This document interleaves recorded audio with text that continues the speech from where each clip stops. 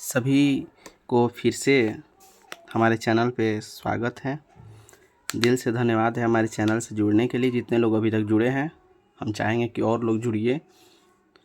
आज छठी कक्षा के विज्ञान में अध्याय 18 सजीवों में अनुकूलन के सभी प्रश्नों को बहुत ही आसान और सरल तरीके से हम लोग हल करना सीखेंगे, उसका उत्तर निकालना सीखेंगे। कैसे निकालते हैं, तो बढ़ते हैं हम लोग प्रश्नों की ओर।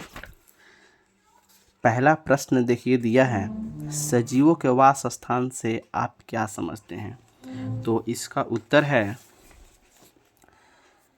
कि एक सजीव जिस परिवेश में रहता है, जहाँ से उसे भोजन, वायु, शरण स्थल एवं अन्य आवश्यकताएं पूरी होती है, उसका वास स्थान कहलाता है। वह जो परिवेश जहाँ से कोई भी सजीव अपना भोजन, वायु यानी कि श्वास लेने के लिए, शरण स्थल यानी रहने के लिए और अन्य जीवन संबंधी जो क्रियाएं हैं करने के लिए अगर वहाँ पे रहता है, जिस परिवेश में, जिस स्थान पर, तो वह वास स्थान कहलाता है। जैसे ऊँट का वास स्थान मरुस्थल। ऊँट जो है मरुस्थल के लिए अनुकूल है, वहाँ पर रहने के लिए, उसके भोजन के लिए, उसको शरण स्थल रहने के लिए, चलने के लिए, उनके शरीर का बनावट, संरचना उसी प्रकार का होता है। मछली का वासस्थान जल। मछली का वासस्थान जल है, जल ही में वह श्वास ले सकती है, उसी में वह भोजन कर सकती है, रह सकती है, बाहर नहीं रह सकती स्थल पे। तो ऐसे जगह को वासस्थान कहा जाता है। चलिए वासस्थान को हम लोग किताब में भी देख लेते हैं कि कहाँ पर दिया है। किताब बढ़िया से पढ़िएगा तो इसमें सारा का सारा उत्तर छिपा रहता है, क्योंकि जितने भी प्रश्न हैं इसी चैप्टर के अंदर से ही आपका निकाल कर रखा जाता है। तो देखिए यहाँ इसका उत्तर यहाँ से लेकर यहाँ तक हो जाएगा। एक सजीव जिस परिवेश में रहता है, जहाँ से उसे भोजन, वायु, शरण स्थल एवं अन्य आवश्यकताएं पूरी होती है, उसका वास स्थान कहलाता है। और उदाहरण में लिख देना है। देखिए यहाँ भी उदाहरण में लिखा हुआ है, ज़मीन पर रहने वाले को जलीय वासस्थान और जल में रहने वाले को जलीय वासस्थान कहते हैं। तो ज़मीन पर जैसे अलग अलग प्रकार के जीवों का नाम दिया है। आगे बढ़ते हैं हम लोग अगले प्रश्न की ओर। दिया है दूसरा प्रश्न कि ऊँट रेगिस्तान में जीवन यापन के लिए किस प्रकार अनुकूलित है? तो इसका उत्तर देखिए, ऊँट के बारे में खूबियाँ लिखना है। उसके शरीर का बनावट, ढांचा कैसा है, क्या उसके शरीर में ऐसी खूबियाँ पाई जाती हैं कि वह रेगिस्तान में, मरुस्थल में आराम से रह लेता है। तो देखिए इसका उत्तर होगा कि ऊँट रेगिस्तान में जीवन यापन के लिए निम्न प्रकार से अनुकूलित है। ठीक, पहला है, ऊँट के पैर नीचे रखते ही फैल जाते हैं और रेत में धंसने से बच जाते हैं। दूसरा है, पलकों के लंबे बाल और घनी भौहें उन्हें रेत और मिट्टी से बचा लेती हैं। उनके पलकों पे, आँखों के जो पलकों पे बाल होते हैं वो बहुत घना और लंबे होते हैं। उनके छोटे कानों में रेत आसानी से नहीं जा सकती है। चौथा है विशेषता कि वे अपनी नाक को अपनी मर्जी से खोल या बंद कर सकते हैं, ये नहीं है।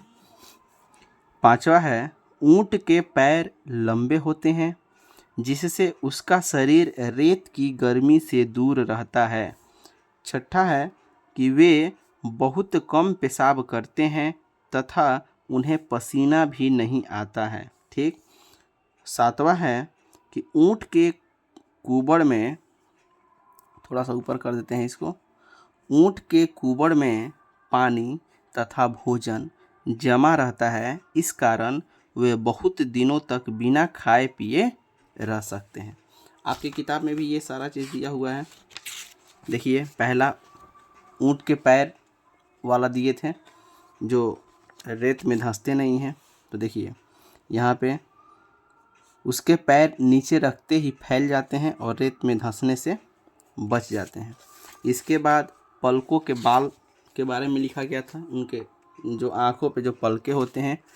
तो इसका देखिए यहाँ पे दिया हुआ है कि पलकों के लंबे बाल यहाँ पे बचा लेती हैं। ठीक, इसके बाद तीसरा नाक के बारे में लिखे थे, तो वह अपनी नाक को अपनी मर्जी से खोल बंद कर सकते हैं। ठीक, इसके बाद उनके पैर जो हैं इतने लंबे होते हैं, ये लिखा गया है कि उनका शरीर रेत की गर्मी से दूर रहता है। इसके बाद वे बहुत कम पेशाब करते हैं, ये लिखा गया है। उन्हें पसीना भी नहीं आता है। वे बहुत दिनों तक बिना खाए पिए रह सकते हैं, क्योंकि देखिए उनके शरीर में देखिए कुबड़, यहाँ पर जो कुबड़ हैं, कुबड़ में भोजन चर्बी के रूप में जमा रहता है, जो बुरे वक्त में काम आता है। पानी पिए बिना कई दिन तक जिंदा रह सकते हैं, बिना खाए पिए और रह सकते हैं। तो ये ऊँट के बारे में विशेषता था। अगला प्रश्न की ओर बढ़ते हैं।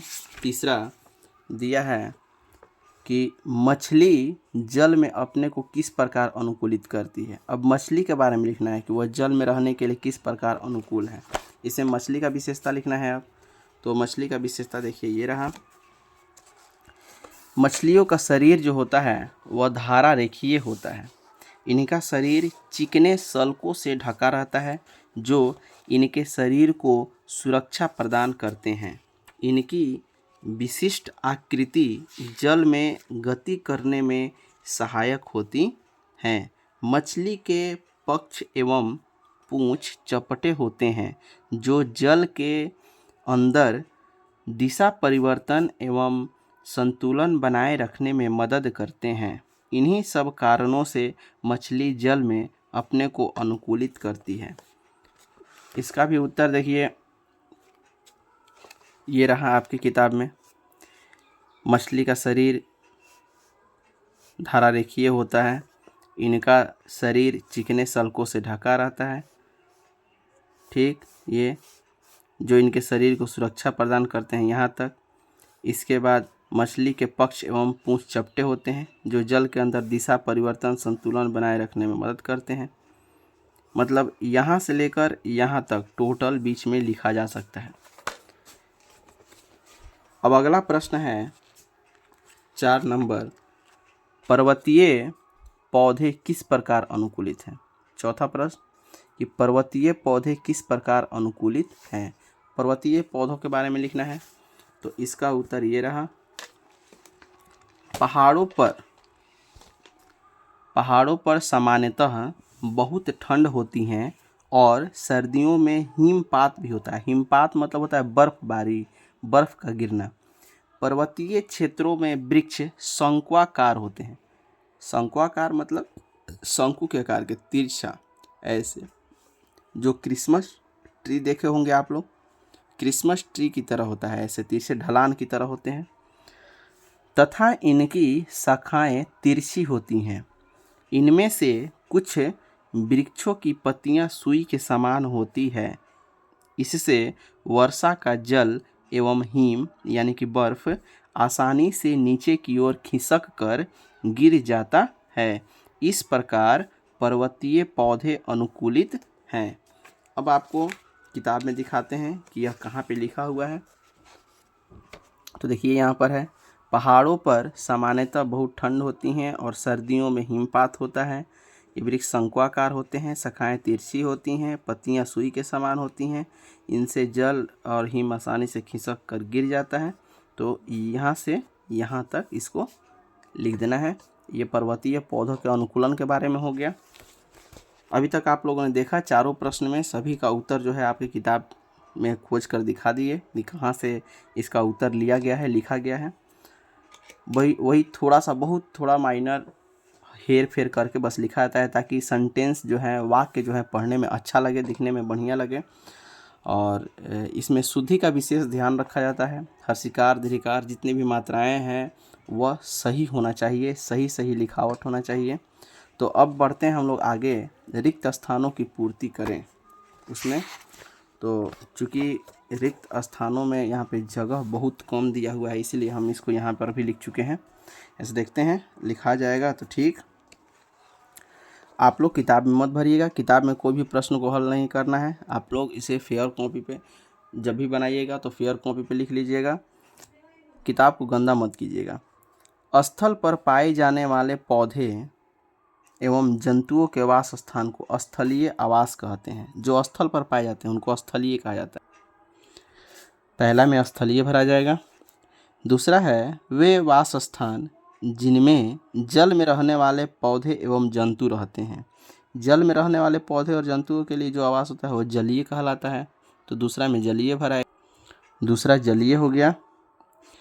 तीसरा है याक का शरीर लंबे बालों से ढका रहता है, तो यहाँ पर बालों भरा जाएगा।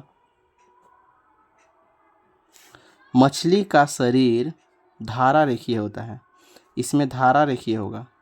चौथा में धारा रेखीय, देखिए लिखा नहीं सकता, यहाँ पे जगह बहुत कम है। जलीय पौधों का तना, यहाँ पे याद कर लीजिए कि धारा रेखीय लिखना है। जलीय पौधों का तना इसमें हो जाएगा लंबा, लंबा भराएगा, खोखला एवं हल्का होता है। देख लीजिए, पहला में स्थलीय, दूसरा में जलीय, तीसरा में बालों, चौथा में धारा रेखीय जो मछली वाला है, और पांचवा में लंबा। पहला जो खाली स्थान है उसमें लंबा और दूसरा खाली स्थान में हल्का भराएगा। इसको देख भी लेते हैं। प्रश्न दिया है पहला, स्थल पर पाए जाने वाले जंतुओं के वास स्थान। तो ये जब वास स्थान का परिभाषा हम लिखवा रहे थे तो उसी समय यहाँ पर दिया था कि देखिए स्थलीय वास स्थान, स्थल पर रहने वाले को, और पानी में रहने वाले दूसरा यही क्वेश्चन है। तो देखिए जलीय वास स्थान, तो उसमें जलीय भर देना है, उसमें स्थलीय भर देना है, क्योंकि आपका देखिए आवास लिखा हुआ है, केवल स्थलीय और जलीय भरना है। याक का शरीर लंबे बालों से ढका रहता है, यहाँ पर देखिए याक का शरीर लंबे बालों से ढका होता है। अगला है मछली का शरीर धारा रेखीय। ये मछली का जब लिखवा रहे थे, देखिए मछली का शरीर धारा रेखीय, ये भरा जाएगा, धारा रेखीय होता है। और ये लंबा हल्का जो जलीय पौधों का है, देखिए यहाँ पे इन पौधों का तना लंबा, पहला में लंबा भराएगा, खोखला दिया हुआ है, और दूसरा में हल्का भराएगा। तो इसके बाद है अगला मिलान करें। छठा प्रश्न है मिलान करने वाला। मछली, तो मछली का हो जाएगा देखिए ये ख, धारा रेखीय शरीर।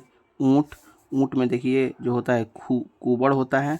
नागफनी, नागफनी में कम वाष्पोत्सर्जन होता है। और इसके बाद याक, याक जो है एक पहाड़ी जानवर है, घ का हो जाएगा घ से। और घोड़ा, घोड़ा का होता है मजबूत खूर, तभी वो बहुत तेज़ दौड़ता है। तो क का ख से, ख का क से, ग का अंग से, अंग का ग से, और घ का घ से। अगला है सातवां प्रश्न, सही विकल्प चुने। विकल्प चुनने वाला है। तो पहला है ऊँट निम्न परिवेश में पाया जाता है, जलीय, पर्वतीय, मरुस्थलीय, इनमें से कोई नहीं। तो ये तीसरा सही हो जाएगा, मरुस्थल में पाया जाता है ऊँट। ख। अगला है धारा रेखीय शरीर होता है, इनमें से किसका धारा रेखीय होता है? तो मछली का, घोड़ा, भालू, मेढक का नहीं होता है। इसके बाद अगला है कि हमें श्वास लेने में कठिनाई होती है। श्वास लेने में कठिनाई होती है पर्वतीय क्षेत्र में। हम लोग पहाड़ों पे चढ़ते हैं तो हमें सांस लेने में दिक्कत होता है। घास स्थल अथवा वनों का शक्तिशाली जंतु, सबसे शक्तिशाली जंतु जो है वह शेर होता है। इसके बाद अंग यानी पांचवा प्रश्न है कि जल कुंभी पाया जाता है। जल कुंभी जो है वह जल में पाया जाता है, जंगल, पर्वत और बर्फ में नहीं पाया जाता है। तो आपका जो है पाठ 11 जो है उसका प्रश्न का सभी उत्तर हो गया है।